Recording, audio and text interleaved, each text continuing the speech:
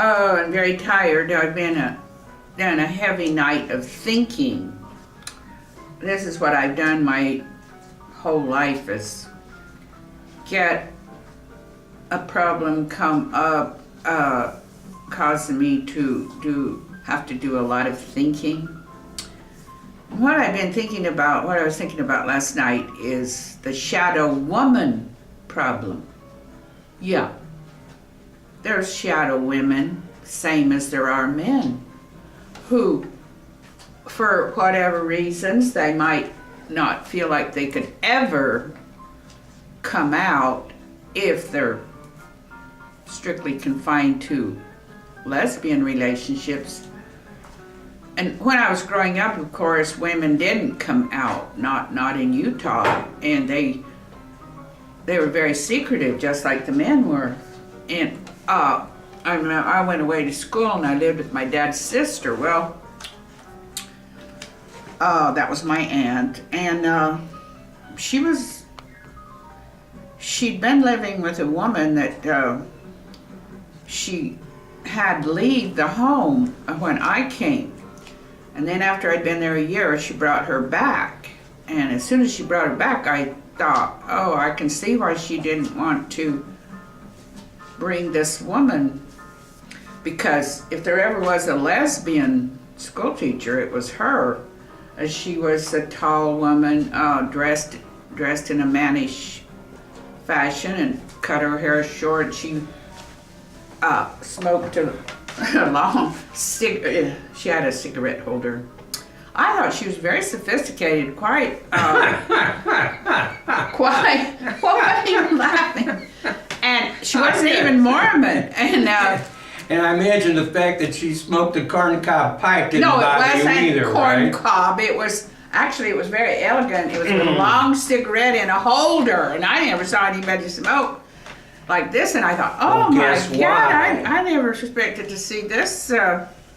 Get to see this woman, and she wasn't Mormon, so she just sneered at all the religion. And and my aunt was very, I thought was very religious. Yeah. She told me that I couldn't even live with her unless I went to church. I had to attend Mormon seminary every day, and I had to go to all the church meetings that were for my age. So I was going to church very often, a whole lot more often than I was used to. So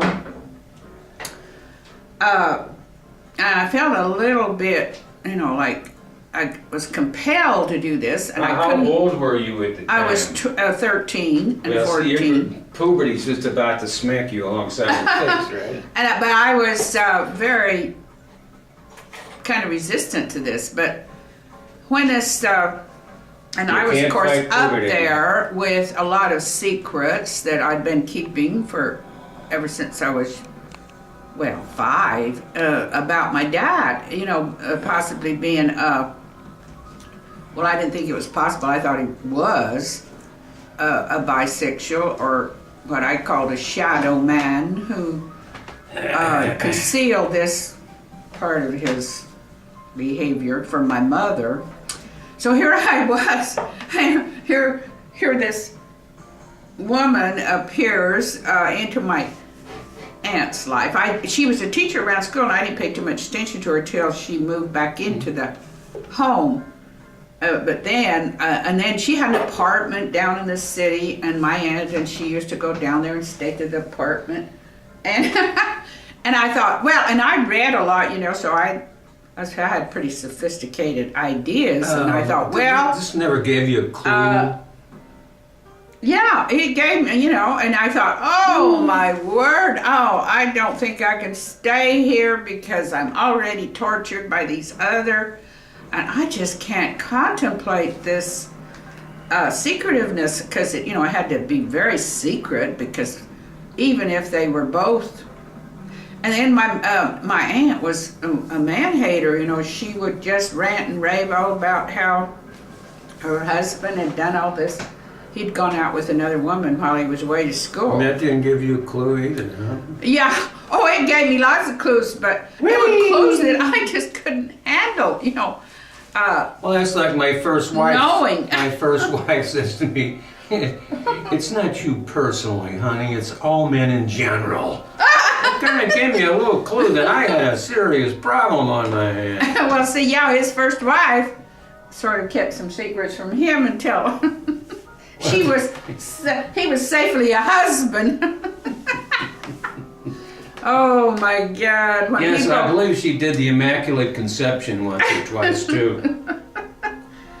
He doesn't know to this day what this woman. Oh, I've never heard of such thing. What this woman did to him, but. What's going on with your story? I tell you what. So you see, I was in a terrible dilemma. I thought, I can't live here another year because I'd never even discussed anything with my aunt. I had never even told anybody about being molested. Actually, that I was molested. So I couldn't tell her. I knew she couldn't handle it. In fact, so I came. I told her that I needed to move down to Salt Lake, and I decided to get my mother to get me another place that I could live with her relatives instead of my dad's.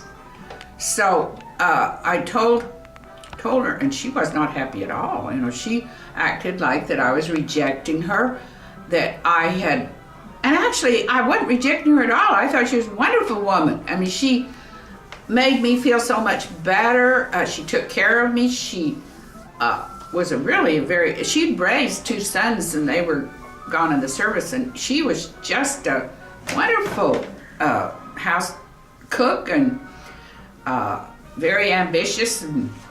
But it was the connection to the woman that was bothering me. That I didn't think I could handle that much. I just thought, I gotta leave. And so she said to me, well, you're gonna miss out on having the teacher, you know. She was as a teacher, and she's a wonderful teacher. And I said, oh, well, that won't matter. So she talks too much anyway. Oh, my word. Talks too much. I mean, you'd have thought I'd just she just jumped all over me. And does this woman teach phys ed or something like no, that, you know? No, it was. Come on, girls, let's go. It's my part. Or something like that. And I just, she just got so mad at me, and she was so defensive about this woman. And actually, when I left, it was like I had rejected her, and she hardly ever talked to me again. And so I went down to Salt Lake, and I thought, well, and so I sort of got a look at what the shadow woman might be contending with in that society. And how my aunt,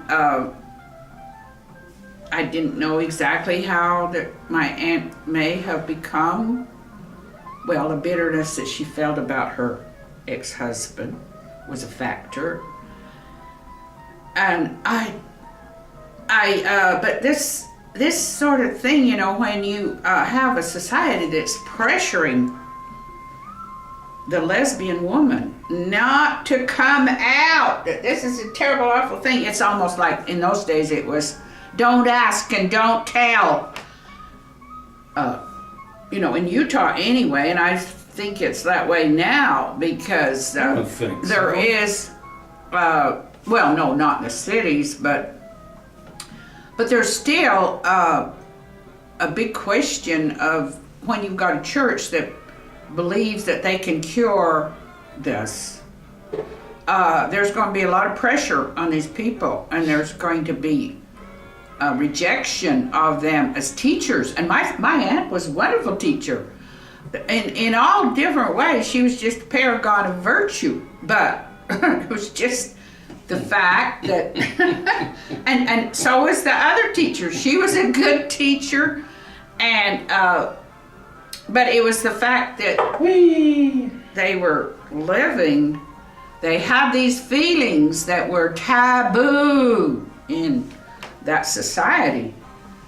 And I think it's so much healthier if lesbian women can come out and they don't have to.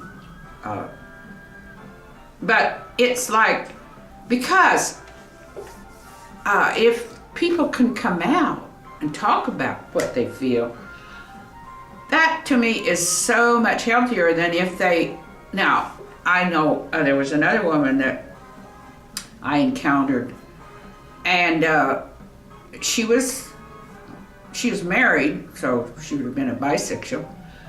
And she'd always try and get you to come over, get better acquainted. And I'd say, watch out for that woman. I'd tell my sisters, watch out for that woman. Because this woman was seductive. She didn't have any scruples about trying to influence you and get you involved. You know, she would set out, and it almost like she was a woman that liked to challenge, you might say. And I think that when women or men come out and are able to talk about their sexual feelings, it's much better to deal with than it is to have people. And when you have a community where, like my grandmothers, they were like the mothers of my aunt and also my grandmother on my mother's side. They were the most innocent women. They couldn't even know about these things. And now, to me, that's a big handicap. That's something you don't really want to encourage people to do, is to be ignorant, to be proud of the fact that they don't deal with this kind of thing. How in the world could they keep their kids from being molested if they can't even see it? Well, see, a lot of times that's what I thought was we have this commonly known as, I'm dumb and I'm ugly and I'm proud of it. Well, it's not that they were ugly. They were just virtuous women. Virtuous with a capital V. Yeah, that's what you think. That they couldn't even deal with that word, with what it meant. You couldn't have a conversation with them about it. And I thought, the mother of my aunt couldn't. She was just too innocent to even be a mother, I thought. You know, I mean, she needed to be studying, wising up, recognizing that there are all kinds of people in this world and all kinds of feelings. That because my father, you know, I didn't think she had a chance in hell in this life of ever understanding what his problem was and being that anybody could come to her and talk to her about it. And I just felt so frustrated because I loved my grandmother very much. She was also a wonderful woman, but she was just innocent. And so this was, and I think that happens a lot in a community where mothers and grandmothers and so on, they dominate with these attitudes of like prejudice even about that existing. Like I've heard women like that say, we don't have a problem like that here in this town, and there would be a huge problem. I remember there was a pedophile developed, and he was just having a ball molesting kids, and he never got arrested, not even once. And he confessed. He told people, I'm going with this little 14-year-old. More than one ball molesting kids. I'm doing this and that, and there were just women in that town that could not. He molested my son, and he molested just countless others, and couldn't get that man arrested for anything, for stealing. Why? Because they couldn't deal with a sexual problem of molestation. They could not deal with it. That's why I couldn't talk about it. It was just like these people. I couldn't trust anybody to be able to handle all the complications of it. And so when you got women who you tell them, you say, he's confessed, he's talking about it, he's proud of it, and the women are still not able to deal with the problem and not able to, then you have a whole lot of kids that are going to be influenced if they get into and the mother is not able to protect them at all. Zero. None. because she's too innocent. She's too determined that there's not going to be a problem. So I'm just saying that sometimes the people who feel they have normal feelings and they don't want to deal with anything that isn't normal are the big problem. The biggest problem of all in trying to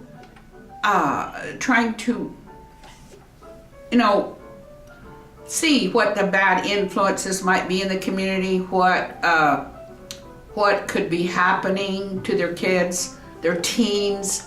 Like this pedophile, he was very charming, handsome, and a good talker and funny and all, and he was just able to fascinate teens. And he was, as long as he was alive and rampaging through that community, he was a huge problem for them to deal with, and they didn't come up to it. Now in another town, the school teacher came in and he turned out to be a pedophile. But in that town, he wasn't a native, so there wasn't so much trouble. And one of the kids reported that he had tried to involve him or had involved him. Did you get any sleep at all last night? No, molestation. I've told you, and I'll tell somebody else that's on there. This woman starts thinking, and we're in trouble. We're in deep trouble. Oh, I know. But there's no way that you're going to get around without being in a lot of trouble. How? And if you've got women in the community who may be a predator type. See, this is one of the reasons when she shows up at my appointment in the morning, I always say, how are you feeling? Did you get any sleep? No, I know it's going to be SOL for me all morning long, right? Well, yes, but that's what it takes. That's what it takes to think through to, like when I see a person that there's red flags, I'll think red flags about that person I would see in the community, and then I would say, now I think they're doing this, or I think they're doing that. And if that person is undercover, they're not out with something maybe very seductive like this pedophile was, and women can do the same, then there's danger there. And this is a dangerous person that you need to become aware of, and you need to study that person and figure out what they're capable of doing before they cause a whole lot of more problems, because they have a thing maybe about seducing the young or getting them involved. And women can do this as well as men. Well, let's face it. How many pedophiles ever try to seduce an old person? It just doesn't make it. We're not in danger. We are sense. no danger. Right. But it's the young ones that are in danger. And a lot of times, they're a younger woman or a younger man, a teen. It's a big challenge to that pedophile or that person who likes to seduce younger. See, this woman that I'm talking about, she would like to go after women quite a bit younger.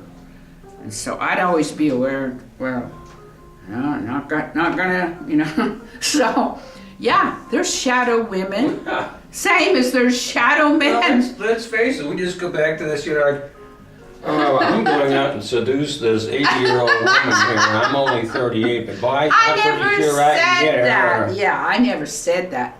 And this man, he married a woman who wanted to be married to a catch, and it turned out that she appeared to have lesbian tastes and didn't like men at all.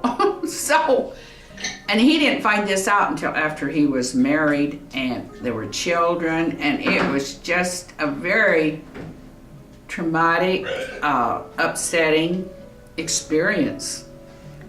And if he had sort of recognized the signs beforehand, of course he was young and she was beautiful, and he didn't really realize that she had a problem this way.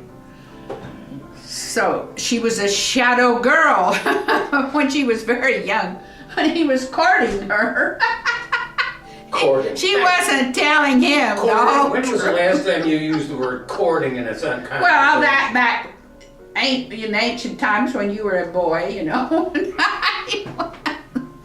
So all my life I have studied this phenomenon, and sometimes I'd have to think all night about it when I start to put something together and try to figure out this angle and that angle. So yes, there's shadow women.